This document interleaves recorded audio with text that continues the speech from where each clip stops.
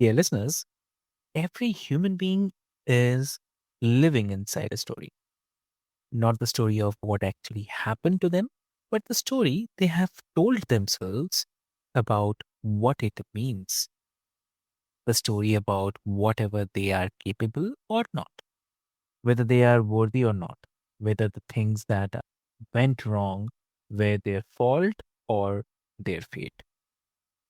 Most people never examine that story, they just live inside it. And the story shapes everything: the risks they take, the relationships they allow, the ambitions they pursue or quietly abandon.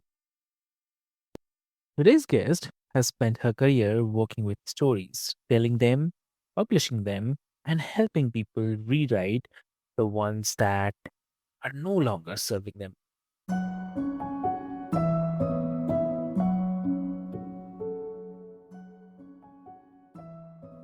So, hey, dear listeners, welcome back to another powerful episode of Healthy Mind, Healthy Life, where we explore the inner landscape that shapes everything on the outside. I'm your host, Ravik, and I'm really glad that all of you are here today. And my guest tonight is a best selling author, a TEDx speaker with over 1.5 million views, a publisher, and the founder of Liberte Press. And it's a boutique publishing house dedicated to stories that transform and inspire. And her books include Fly Solo, the 50 best places for a girl to travel alone, published by Penguin, and um, Body, Mind, Act Solo, the book that took her to the TEDx stage. Well, not too much of a time. Uh, please welcome our guest, Teresa Rodriguez. So welcome to the show. Thank you so much. It's such a pleasure to be here from sunny San Francisco. Yeah, exactly. And so before we get into the narrative and resilience and all the big ideas, I want to ask about the TEDx talk. Like 1.5 million views. And I want to talk about going solo, about women traveling and living alone. So, what nerve did that talk hit? For women, that nerve hit on a few different levels. The first part of that, my my talk was about being left by my first husband, that I was married to in Australia, and that feeling of abandonment. And I was in a really deep spiral of depression and self-harm. And the doctor told me that, "Listen, you're not getting any better. I've been monitoring you every every other day for the last month, Mm. and it looks like the best solution for you is for inpatient care." And, the first thing that comes to my mind was, the movie One Flew Over the Cuckoo's Nest, where these patients are in a room with a nurse dictating their life to them. And that was such a strong visual that when the doctor handed me the paperwork, I just thought to myself when I walked out of the hospital, I was like, I cannot let another person put me in an insane asylum, basically. I can't allow somebody to do that to me. So, what could I possibly do to take control of my own narrative? And it was that line from One Flew Over the Cuckoo's Nest that really ignited my drive, which is one flew east and one flew west and one flew over the cuckoo's nest. And so I wanted to fly over the cuckoo's nest. I didn't want to be an inpatient because of my mental health, because of that state. So I took the last of my money and I booked a trip to London. And that's where I started to really be in the place of soloness, not alone, but in the place of being solo, in a place of being able to reconnect to who Teresa, the soul of Teresa, is. And I love the fact that the word solo and soul sound alike.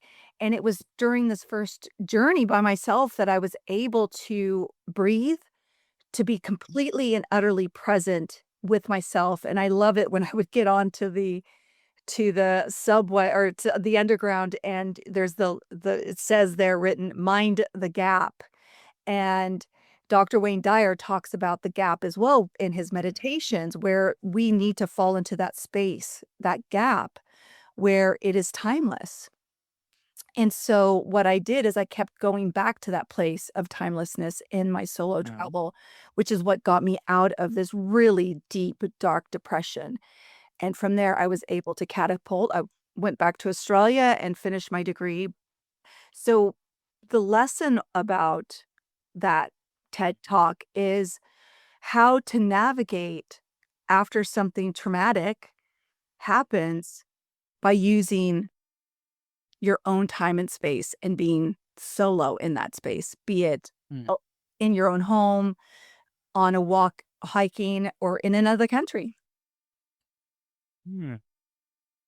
You have said that the stories that we tell ourselves shape our mindset, our mental health, and our life outcomes. I mean, it's a deceptively simple statement that carries enormous weight. Yeah. Uh, Here, my question is like, what is the story mechanism? Like, how do the narratives we carry actually produce the outcomes that we experience? That's such a great question. You know, there's a saying, if you think you're right or if you think you're wrong, you're right. Like Mm. if you if you think you're gonna fail or you think you're gonna succeed, you're correct. And in so many different traditions, that story is Mm. recreated, with in Indian, Native American folklore. It's, there's a wolf that tells me I can't do it, and there's a wolf that tells me I can do it. Which one which one do I follow? I follow the one that I feed, right? The one that gets Mm. fed is the one that grows strong. But being able to shift your narrative takes a lot of work. Dr. Joe Dispenza talks about becoming a different person and making these changes.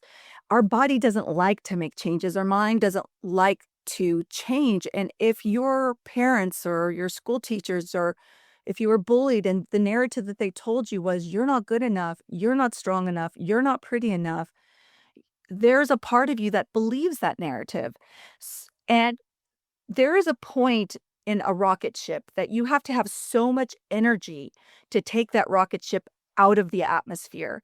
And it's the same with with these narratives that we have been told or we create ourselves, that we have to change that narrative, but that narrative, the change in that narrative has to be a continuous process Mm. backed by a lot of power, and which I see as our emotional belief in ourselves, so we can actually break out of that atmosphere of self-denial, self-sabotage, and that is where the work is. It's a daily practice, and sometimes it's hourly that one has to go back into their own space, that soloness, and say, "I can do this. I am capable.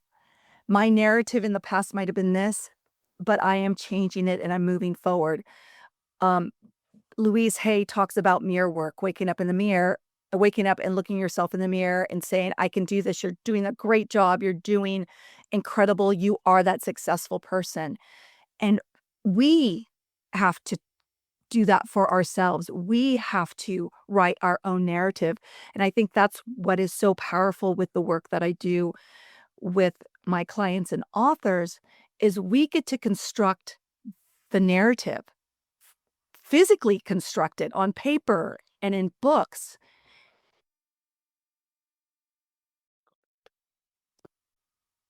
And the stories that are hardest to rewrite, the ones that were given to us very early by family, by culture, and by early experiences of failure or rejection, what makes those particular narratives so sticky? What is it? Oh, one of them is that we put so much belief in other people, Mm. especially at a really young age. We don't have our brain hasn't even developed enough to know the difference between right or wrong, or what is real and what's not real. And that's why we believe in fairies and Santa and, all of this stuff that we just believe. And so when we're told false narratives about ourselves, we believe them at that young age. Now, as we get older, when our brain starts to develop and we leave adolescence and our reasoning power increases, that's when we have a true opportunity to look back on those and question those beliefs. We don't question when our parents say Santa Claus is coming or the Easter Bunny's coming, the Tooth Fairy's coming. We don't question them. It is only until later in our life that we're able to question them. And that is also the time that we are able to question what the narratives we were told, if they are true or if they Mm. are false. But so many times we get locked in this chaotic belief that the only way that we are able to separate ourselves from these narratives is to remove ourselves from that situation or from that environment and take a deep breath on our own. Exactly. And it's really, really, I'd say, interesting to know. And regarding the ambition and the well-being, like balancing ambition with well-being, you have named that this as a conversation that you want to have. Like, Mhm. it's one that a lot of high achieving people are quietly struggling with, because ambition and well-being can feel like they are pulling in opposite directions, and you have to choose between a big life and a sustainable one. What's the story? I mean, what's the story that creates that false binary? And what do you say? Well, we live in a society that it is all about ambition. It's all about thriving. It's all about succeeding. But nobody in that world, in that bubble, if we look at if Mm, we look at ambition as a bubble, nowhere in that bubble does it say, "And you should also find peace." mm, There is no peace that is deliberately connected to ambition. Then you look at the side of well-being, and there's all this airy-fairy, and, oh my gosh, you spend all these, hours meditating and drinking juice and going vegan and da da da da. But that's not truly the narrative in well-being. When you look at what well-being is, it's a place of balance. It's a place of the middle road. It's a place where you're able to breathe and to feel freedom. Now, can you take your ambition and lay it on the context of well-being? Yes, you can, but it's not going to look like what other people envision as ambitious or successful necessarily. And that will always be the trade-off because you can't be everywhere at once and you can't do everything all the time.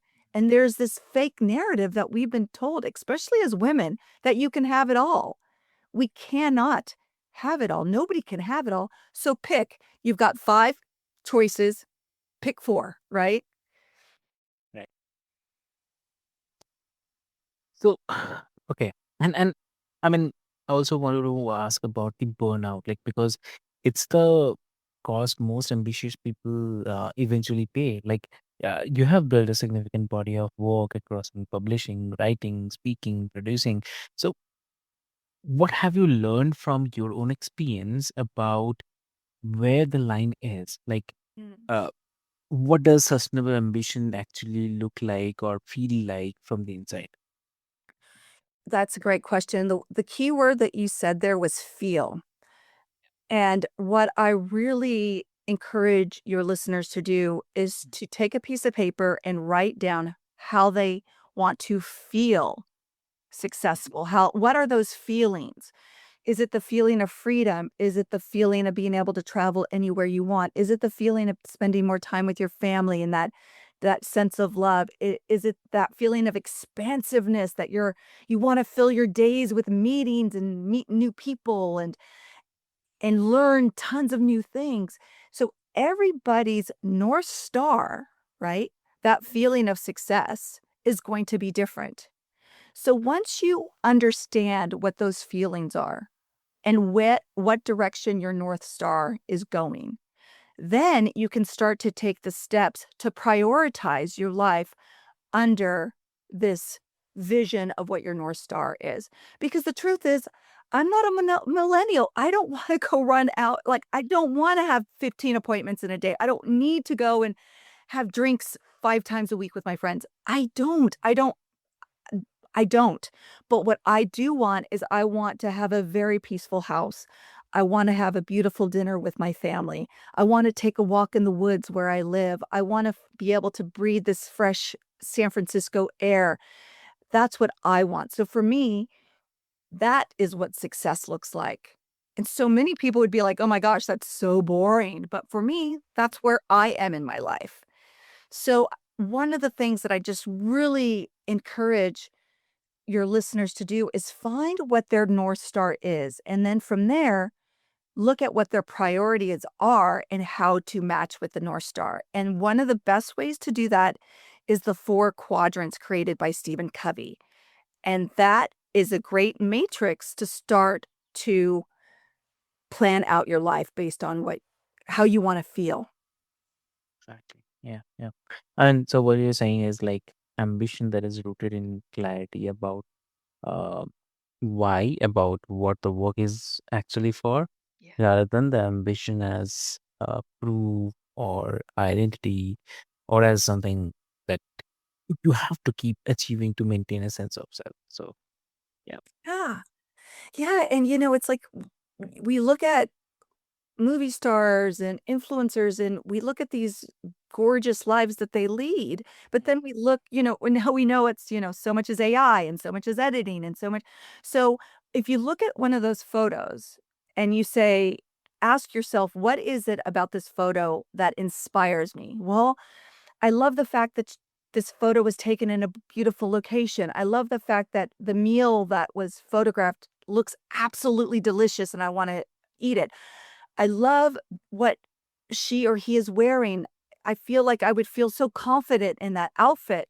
So when you actually take a snapshot of an influencer and you look at it, what is really important is to look at it through the eyes of your own emotional well-being. Like, oh, well, the reason why I really like this photo is because she's laying on a chaise lounge somewhere that looks really warm, and I really want to lay on a chaise lounge that's warm. Mm. So it's not necessarily the person or the influencer, it's actually the environment in which that photo was taken. And once you can like start to break that down, you can say, "Oh, what I really want is I want to go somewhere warm with my friends and sit and, drink Mai Tais somewhere lovely." And then you can backtrack and then create a plan to do so instead of just seeing all of these beautiful photos and going, "Oh, I can't do that and I can't do that." And, "Oh, she's so famous and I wish I was her," and getting envious and jealous and frustrated because of the images that we're looking at. Yep. Exactly. So I want to also ask you about like for someone who is listening who has a story in them, a book, a memoir, a message that they have been carrying for years and years but haven't yet committed to. So what would you say to them? So many stories are locked in all of us. And the way you write a book is you put one word in front of the other. Okay. And that decreases the anxiety of picking up a huge tome, a 400-page book and going, I can never get to this place. Mm. It's not about getting to the place, it's about the journey. So Yeah. every day, commit to 15 minutes in the morning. If you wake up at 7 in the morning, wake up at 6:30 in the morning and commit to writing for at least 15 minutes a day. What the first step with every writing journey, with every book, is the commitment to do so. Very true. Yep. And yeah, also about the intentional living, like um what does that actually look and feel like in practice? Like because uh intentional is a word that can mean everything or nothing as well. So what are the daily or weekly kind of m- markets that tell you someone is living in alignment with their own story rather than someone else's? When you started the podcast, you said something really, really powerful. You said, "Is it Mm. fault or fate?" Yep. And so many people live in this blame mentality. Mhm. It's their fault. They did it to me. It was done. I'm the one. I'm the victim. So the first part that needs to shift is the narrative. And we've all done it. I've done it many, many times where it was like, oh, well, my ex did this to me and it's his fault that this situation is the way that it is. So that's what's so great about taking a beat and taking a step back and just taking some time to be solo and saying, okay, you know what? I see how I played a role in this situation. And that's the first step in intentional living is taking full 100% responsibility for how your life is right now, this very day. It is because of the actions that you took 1 year, 2 year, 3 years, 4 years ago. And now you have an opportunity right now listening to this podcast to change the trajectory and make your life better. There's a great Chinese saying. It says, when is the best time to plant a tree? Well, 20 years ago was the best time to plant a tree. The second best time to plant a tree is now. And planting that tree is the first step into intentional living. Very, very true. Yep. So, um, okay. And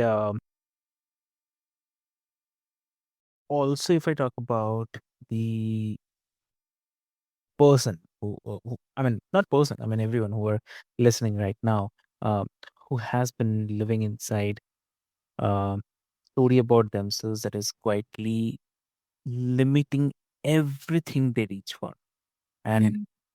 you can also say that who has accepted as a fact that something that was never actually true, just a narrative they were handed early and never examined as well. So, Yeah. what would you say to them also? Oh, I love the word examined. Thank you for using that word. So many of us don't examine our lives, right?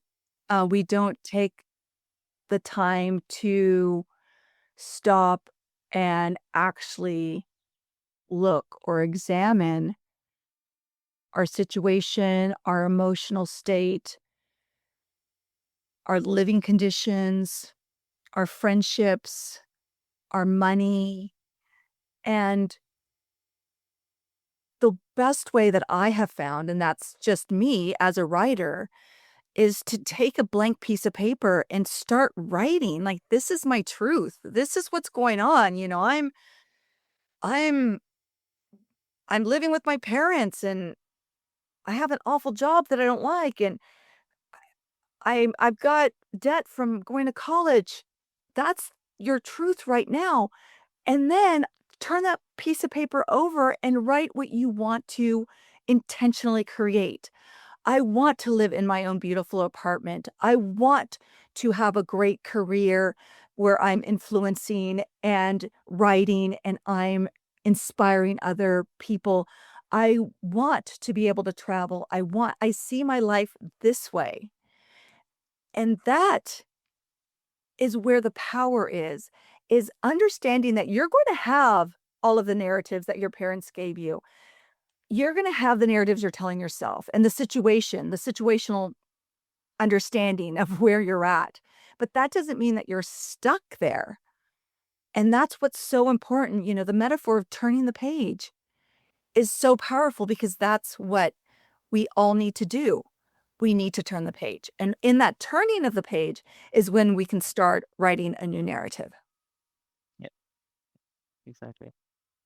Oh, lovely. And I mean, if someone wants to connect with you, because I mean, today we have discussed something very, very important topic, and I believe people definitely love to connect with you and to know more about it. Which will be the best platform, or what will be the best way to connect with you? So they can find Liberte Press at Liberte Press. And if they want to find me on Instagram, it's pretty long. It's Teresa Rodriguez underscore SF. So it's my full name, no spaces, then underscore SF. And that's where, if they want to DM me, we also have Liberte Press underscore if they want to reach out through Liberte Instagram as well. Amazing. So, dear listeners, what I'll do is I'll put all the links and the details into the show notes for your easy reference. And with this, that's it up for today's episode of Healthy Mind and Healthy Life. And if this conversation made you examine, yes, I'm again repeating, made you examine. Great Yeah. work. Oh, I love it. Story, examine a story that you have been carrying about who you are, what you are capable of, or what kind of life you are allowed to want. Please don't let that examination stop when this episode ends. That's where the real work begins. Yes. And as I promised, uh, Teresa's books and Liberty Press will every details will be there into the show notes. And if someone in your life is ready to rewrite their story and needs a reminder that it's possible, then please share it this with them. And with this hope, this is your host Avik, and this is Mind Meets Machine. Story is not fixed. So take care of yourselves and see you next time. Thank you so much. Thank you. Have a wonderful day.